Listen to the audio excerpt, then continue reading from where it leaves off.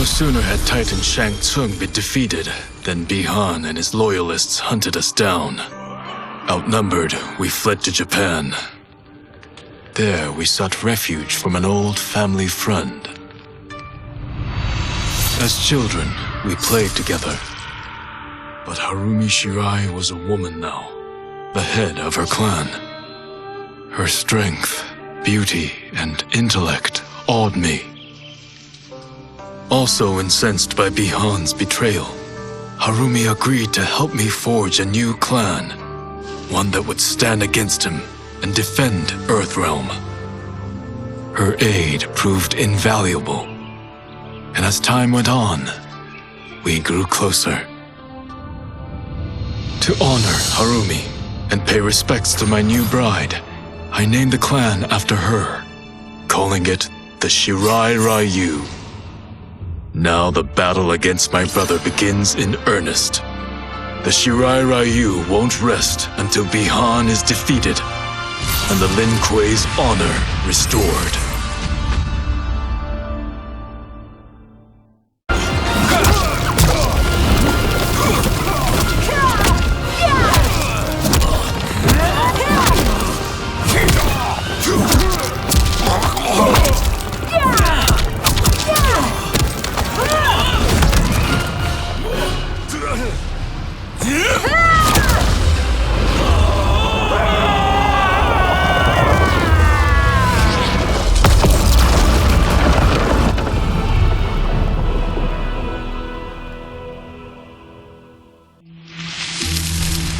General Shao's revolt left Outworld's armies in tatters. We were vulnerable to enemies both foreign and domestic. That's why my sister asked me to take command, to stitch her military back together and purge Shao's loyalists within it. She trusted only me with the task. The soldiers, however, had little faith. They thought me a spoiled dilettante, unprepared and unfit to serve. That I could fight mattered little. All that mattered was that I wasn't one of them. I finally earned their loyalty by orchestrating an epic victory over Shao and his rebels. Though the general himself escaped, his forces were smashed. For as long as I am able, I will lead the Empress's armies in defense of Outworld. Through strength, we will achieve peace.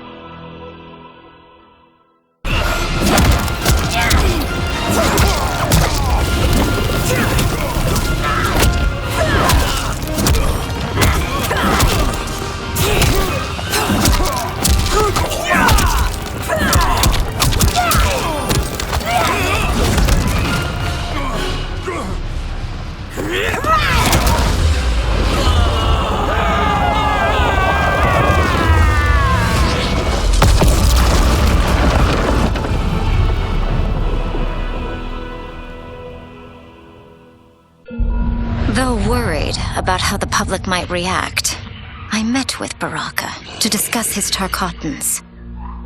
Speaking from his heart, he moved me. I agreed to visit his colony and see how his people lived.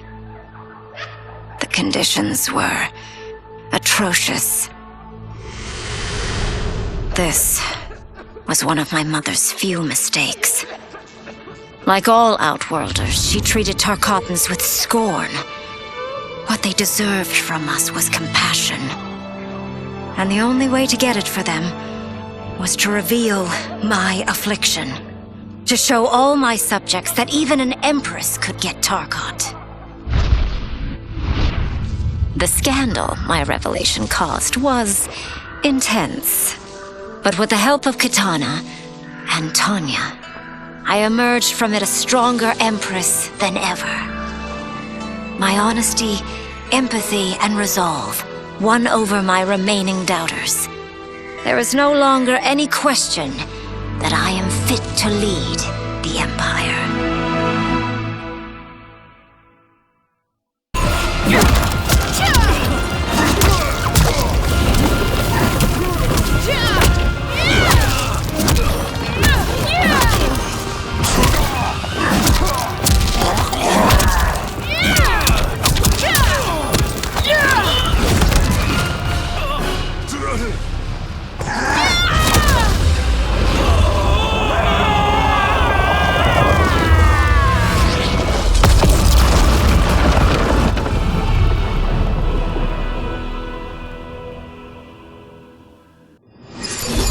Until recently, I hadn't met Li Mei, but I had heard the stories.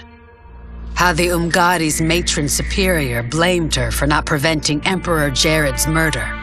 How she quit in disgrace rather than accept punishment. But those stories didn't fit the woman I now knew. Li Mei would never have been so negligent. Eventually, I uncovered the truth. The failures and mistakes which led to the Emperor's murder, they resulted from poor decisions made by the matron superior themselves. They made Li Mei their scapegoat. When the Empress found out, she wanted the Umgadi disbanded. But I convinced her that it could be reformed. To make sure it did, she put me in charge. I am humbled by this sacred responsibility. The Umgadi, my sisters, they are my life. I will not let them be brought down by the acts of a selfish few.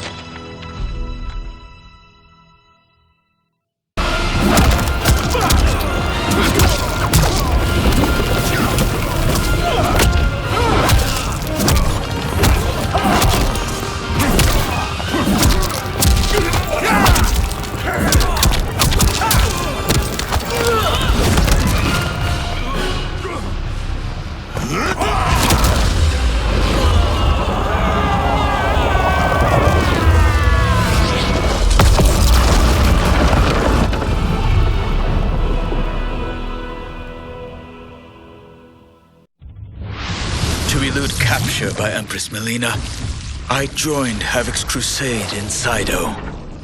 There I summoned more magic than I thought possible, and drowned out the old regime. Havik's longed-for anarchy had been achieved.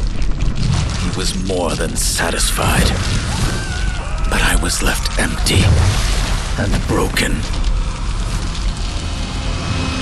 Had I been satisfied as Outworld's High Mage, not let myself be tempted by Shang Tsung, a great city would not now lay in ruins.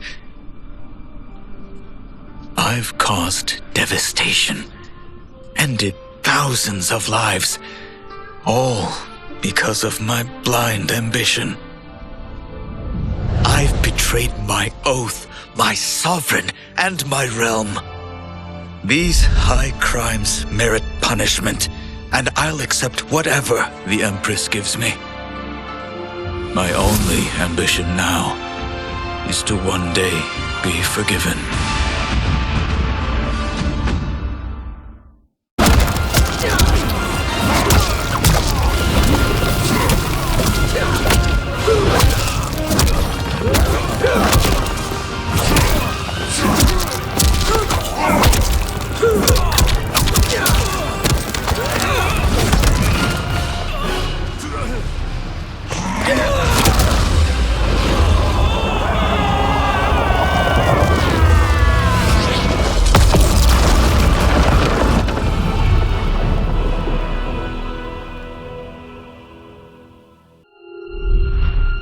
Liang and I were working hard to build our new clan. But even with the help of his close friend Harumi, it was difficult. The biggest problem was finding the right initiates. Then, one night, while walking outside Harumi's compound, I was attacked. I thought at first it was a Lin Kuei assassin, but his strikes were too uncertain, too angry. My attacker, it turns out, was a boy. Homeless and hungry, his assault was born of desperation. He needed money so that he could eat. It was like looking at myself 15 years ago. I would have ended up just like him if the Lin Kuei hadn't taken me in. So I took the boy to Kuai Liang, who also appreciated his fire. We made him our first initiate. The boy's name? Hanzo Hasashi.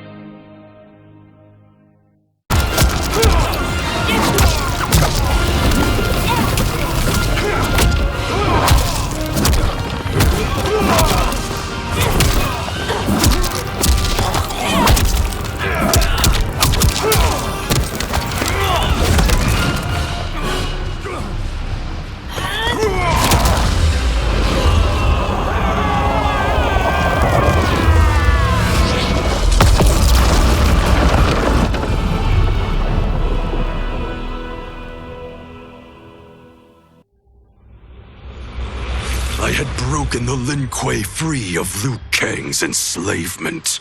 We were now masters of our destiny and could take our place among Earthrealm's great nations. But taking and holding territory would require a vast army.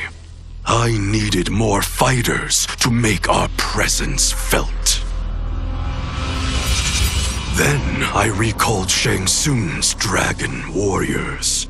An army of them would be unstoppable. But trafficking in such strong magic would surely draw Liu Kang's attention. Sector advised that we avoid detection by building our army using science, not sorcery. We've invested much into this endeavor, and we are beginning to see results. Once again proving the depths of Sector's genius. When we are done, all of Earthrealm will honor our desires and heed our demands. If not, they will face the Lin Kuei's wrath.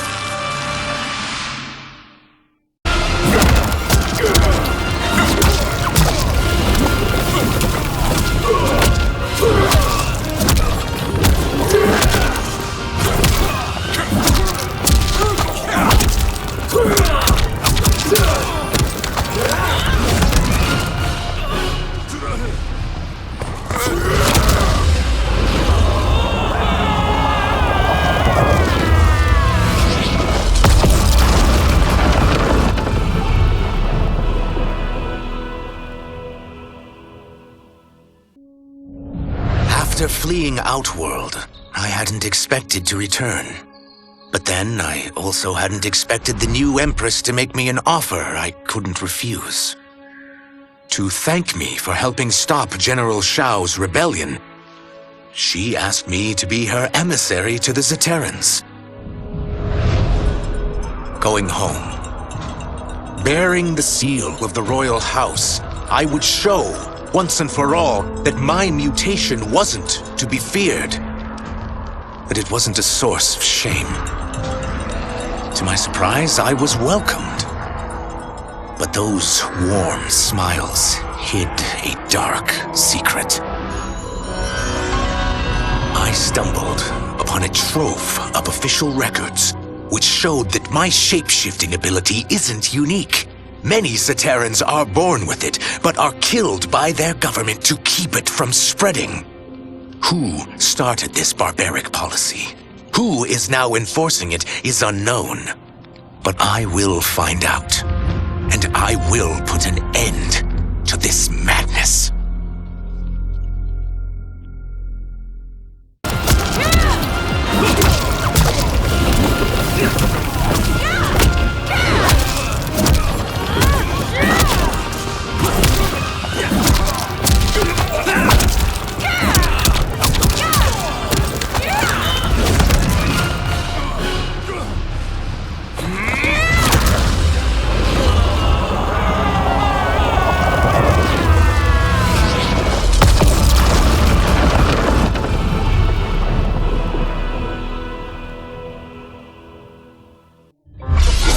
As her reign began, Empress Mileena faced many challenges. To meet them, she turned to the people she trusted, her sister to lead her army, and me to lead her imperial police. Though I missed Empress Sindel dearly, I was glad my ties with her family had been mended.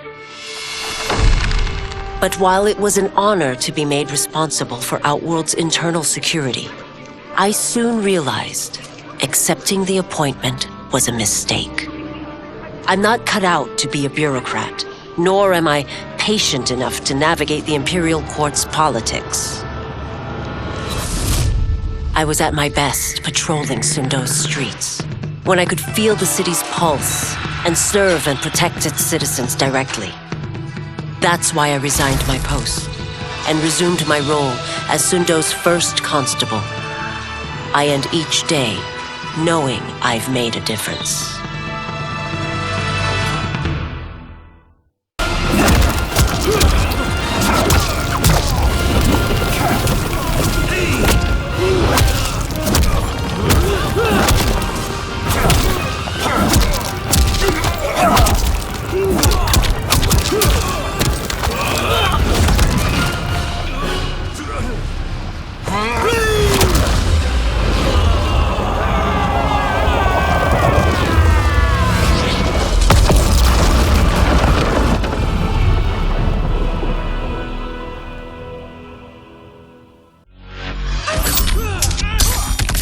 wasn't looking for allies against the Yakuza, but I found one in Special Agent Jackson Briggs.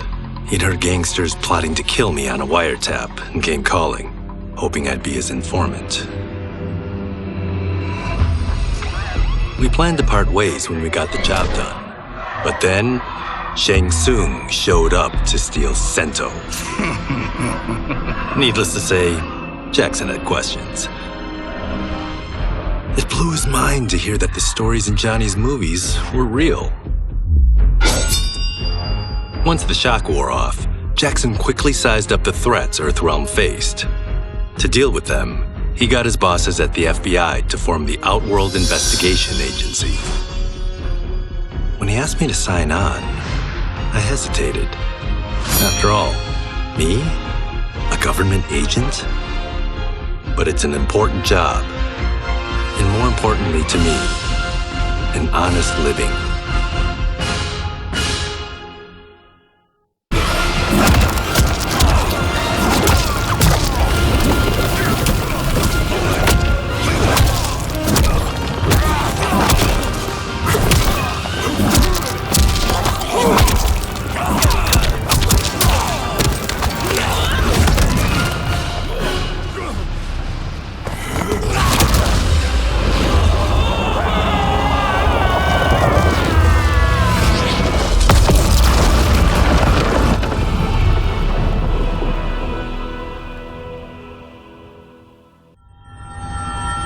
While the regime had changed, little else had. My people still suffered in silence, ignored by the rest of Outworld. Though now I knew Empress Mileena's secret, that she was also afflicted with Tarkat. If anyone would help, it would be her. But how to get an audience? Syzoth. He was the Empress's new emissary to the Zaterrans. I asked him to introduce us. At great personal risk, he agreed. And as I'd prayed, the Empress was willing to meet. Even better, she would visit the colony. She was shocked to see how we lived. She moved quickly to provide for our care and comfort. Thanks to the Empress and Syzoth, we Tarkatans are no longer pariahs. Until our disease can be cured, that will do.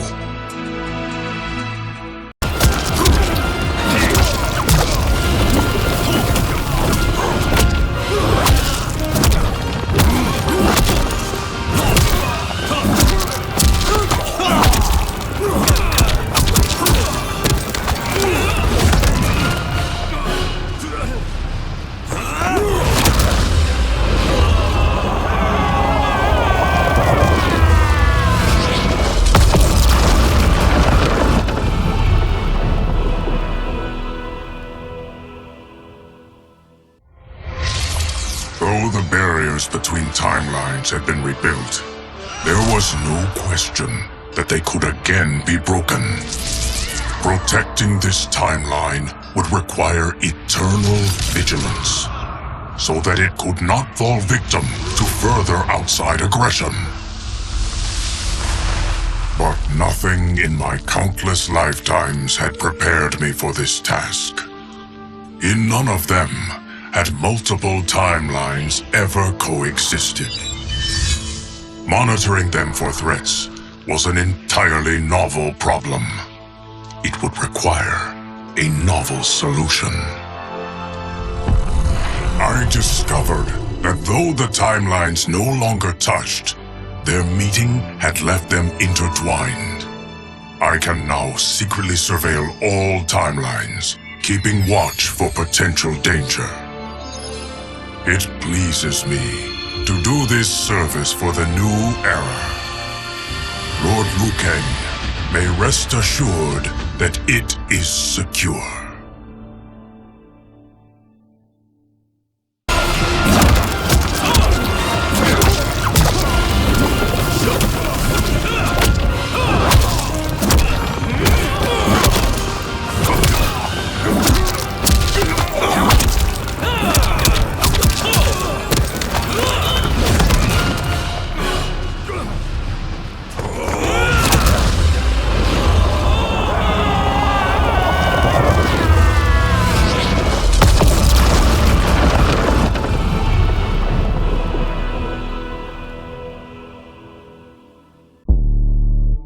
After escaping Lei Chin prison, I was hounded by the Imperial Police.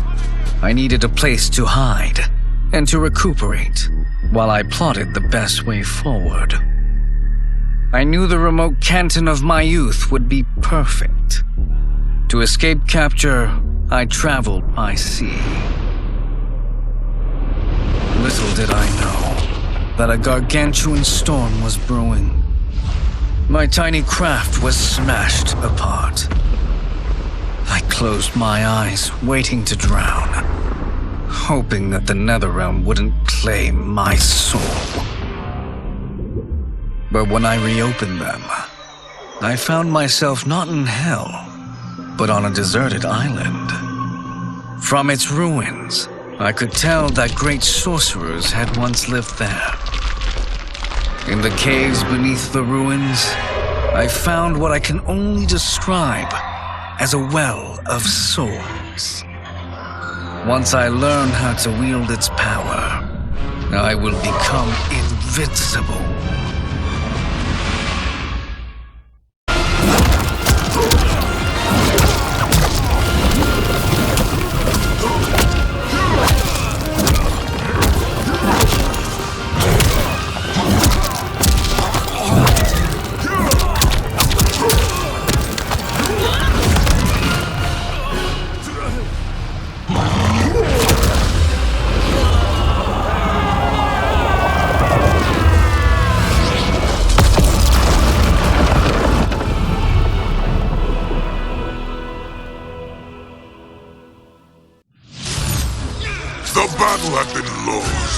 But the war isn't over.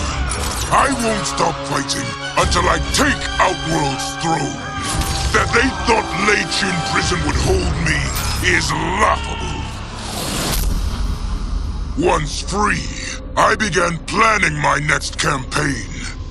I would need an unstoppable army to overthrow Mileena. Unfortunately, most of my former soldiers lacked the courage to rally to my standard. Rebuilding my army would require finding new recruits. And that task is proving easier than expected. Outworld's golden age has left more than a few behind. Without hope, without power, they eagerly heed my call to tear down Mileena's government.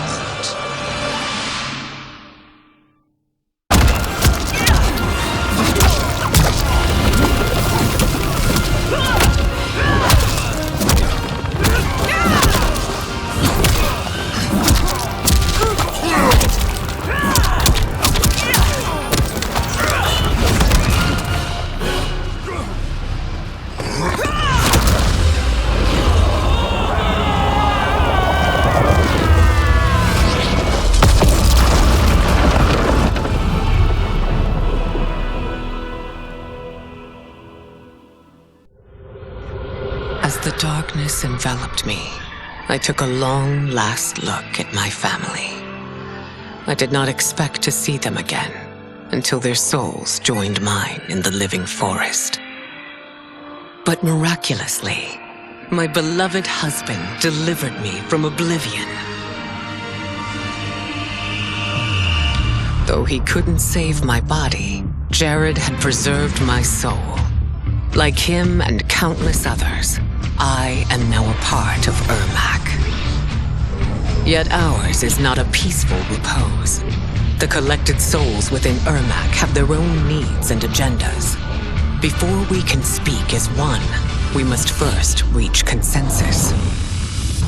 I had thought, as the former rulers of Outworld, I and Jared would hold sway. But here we are, two souls among many thousands, fighting for the right to be heard.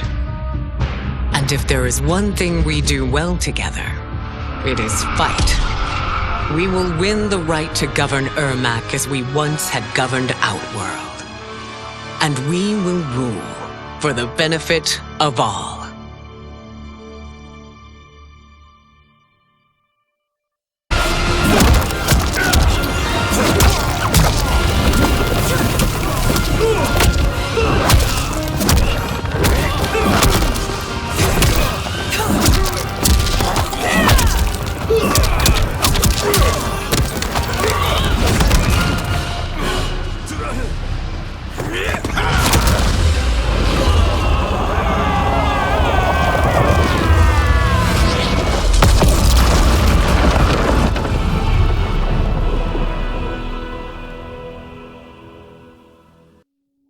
With General Shao freed from prison, we began raising a new army against the royal family. Though many were eager recruits, few were good at soldiering. It was so bad, the general was forced to change tactics. He decided that we needed a doomsday weapon. That weapon isn't a thing, though. It is a monster. Onaga, the Dragon King. The general told me the old legends were true, that his ancient ancestor defeated Onaga, trapping him deep inside Mount Sagan. The Dragon King is still there today, his pent-up fury waiting to be unleashed. Because Onaga is so dangerous, the general wouldn't risk trying to tame him before. But now, he feels we have no choice. Though I likely won't survive, I accept this mission gladly. I can think of no greater honor than to give my life in the general's service.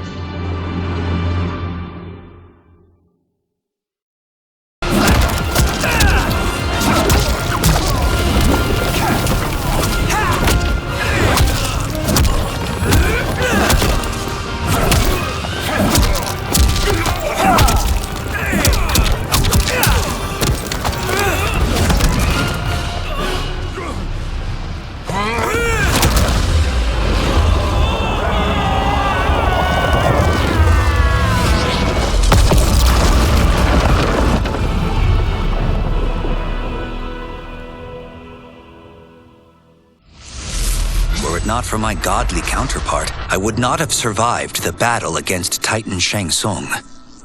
Meeting him, though, raised questions. Why did I replace him in this new era? Why was I made mortal?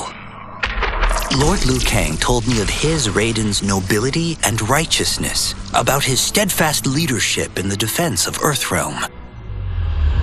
He also told me about Raiden's dark side, how he could be consumed by rage and cast aside the rules he otherwise lived by. Making me mortal and incapable of such anger was to keep me from following in his footsteps. Though I understood the reasons why, I felt I had been done a disservice. To survive the coming battles, I may need the edge that only great rage can bring. As the Shaolin couldn't aid me, I sought out someone who could. Someone to stoke the fire within me and teach me to master it. For this, I could have no better teacher than the Shirai Ryu's Grand Master.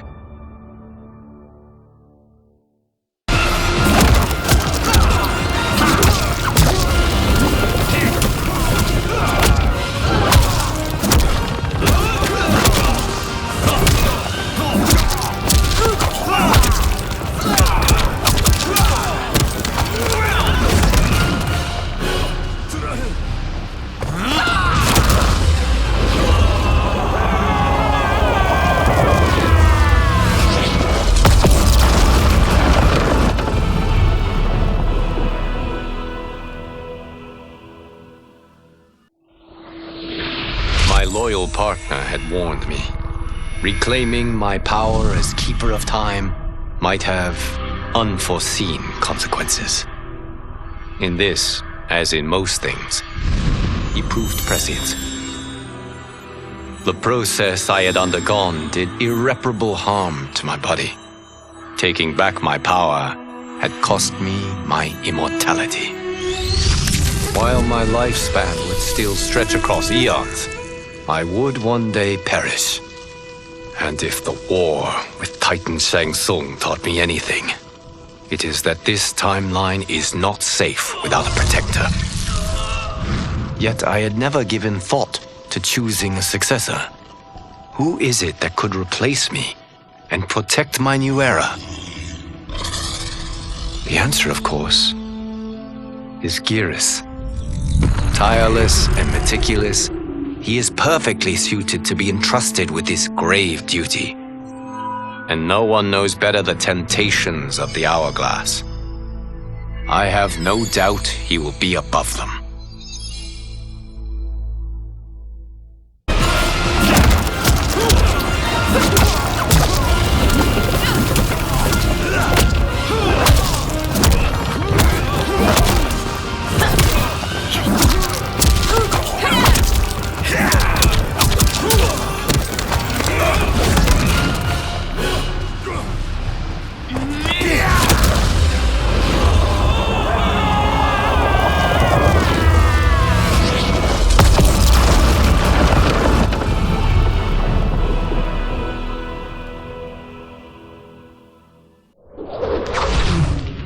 Since this whole thing kicked off, I'd wondered why Liu Kang chose me to be a champion. I mean, sure, I was killing it as a martial arts star, but it's one thing when it's all for show. It's different when you're playing for keeps. Then Liu Kang let me in on his master plan. He wanted the masses to know about the world beyond them, the one filled with gods and monsters. And he wanted me to tell him about it. But I knew revealing the truth all at once would be too shocking of a plot twist for most. That's why I pitched doing a bunch of stories, to slowly get people used to it. And if there's one thing I can do, besides kick ass in combat, it's build a cinematic universe. I'm serving up movies, streaming series, games, you name it. I like that I'm doing a public service, and it doesn't hurt that I'm making more than a few bucks. It's the kind of synergy that would make any studio mogul proud.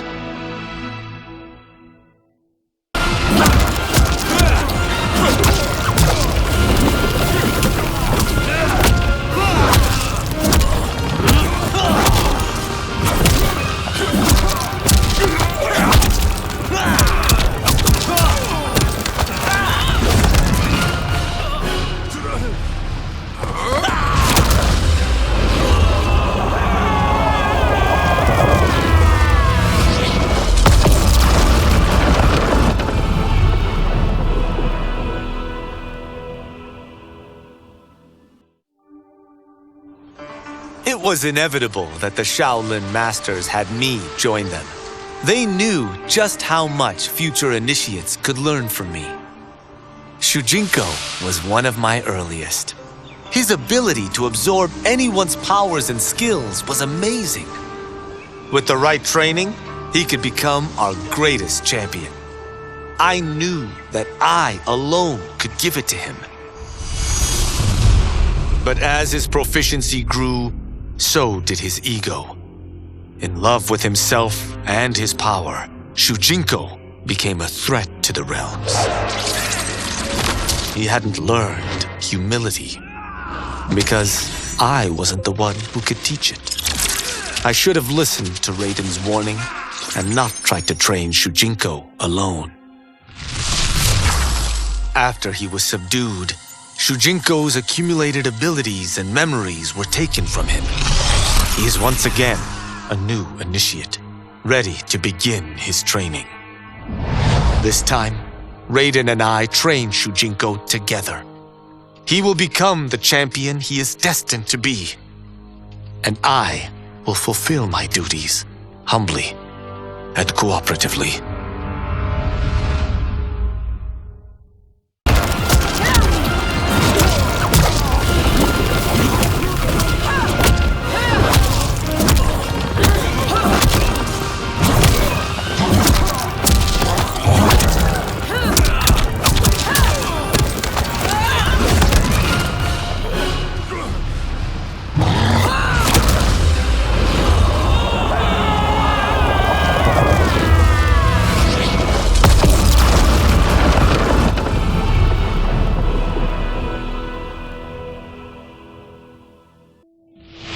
I couldn't believe that Liu Kang welcomed me in Earthrealm, or that he thought me worthy to study with his Shaolin masters.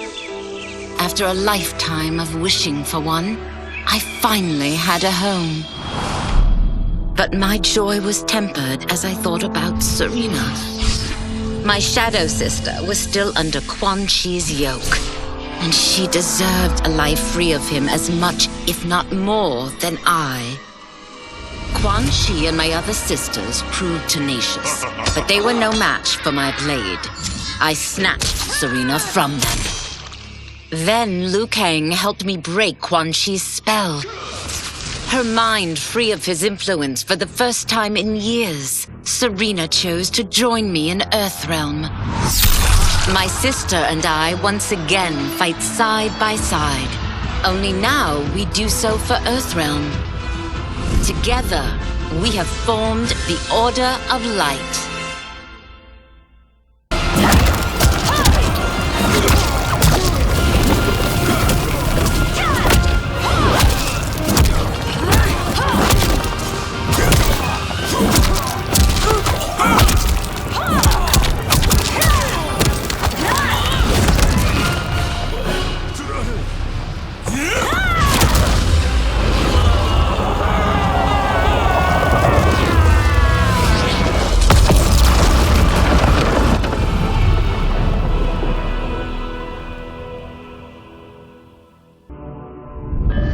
Quan Chi's plot collapsed.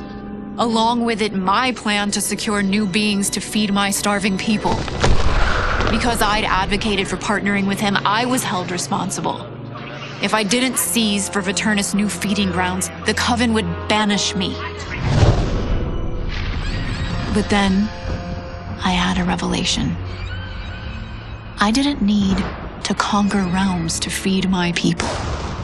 I simply needed to capture enough beings to breed them. Once they multiply, Viternus will have a limitless, renewable source of food. And I only need a few thousand to start. A number so small compared to the billions in the realms that no one will notice as people go missing. But it will be more than enough to establish our breeding stock and feed a ravenous Viternus.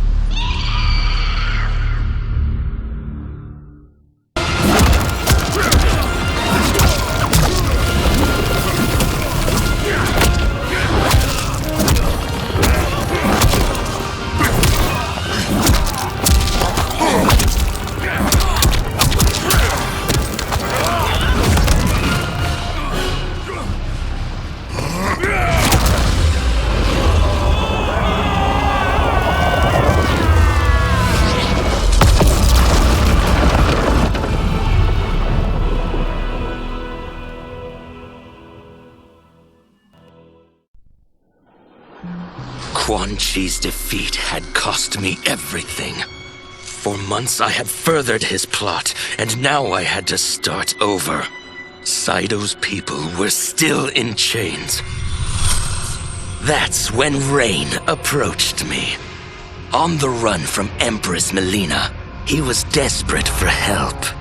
And though I'd had my fill of sorcerers, this one was different. I agreed to provide him safe haven.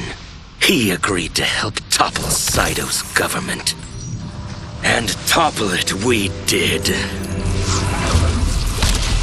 Rain summoned a wave so fast, so powerful, that it crushed the capital.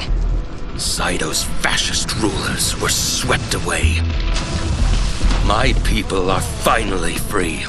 They can chart their own course, needing only to follow their own desires. Their lives are now blessed by anarchy.